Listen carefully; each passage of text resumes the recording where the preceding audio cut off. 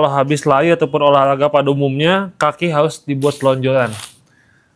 Ini yang ngomong sebenarnya dokter SPKFR dan dokter jantung. Kenapa harus dibuat selonjoran? Sebenarnya nggak harus juga. Tetapi setelah kita leg day, setelah kita olahraga tenis, bola, lari, atau apapun yang menggunakan otot bagian lower tuh secara masif dan secara konsisten terus-menerus, itu harus ada yang namanya cooling down. Nah, dengan kita cooling down, itu kan otot ada yang budet-budet.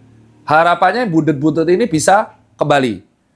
Nah, kalau misal kita recovery-nya dan cooling down-nya itu nggak bagus, itu akan menyebabkan potensi cedera pada fascia, pada ligamen, dan otot.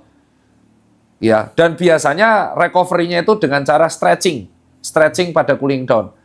Ada stretching itu, kenapa kok rata-rata harus dengan diselonjorkan? Diselonjorkan doang ya nggak ngaruh, harus di cooling down yang benar. Stretching dan cooling down. Tujuannya untuk meminimalisir timbulnya cedera. Dan ingat, di betis ini kan banyak pembuluh darah vena. Dan pembuluh darah vena itu beda sama arteri. Dia kembalinya tuh dengan katup.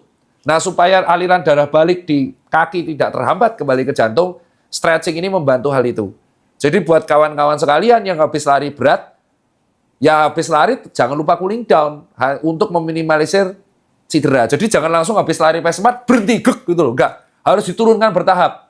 Supaya jantungnya ini dari 180 BPM karena interval kembali ke 100 BPM-an, terus stretching, cooling down supaya asam laktatnya bisa diolah kembali. Itu jawabannya. Dan jangan lupa setiap olahraga EJ support.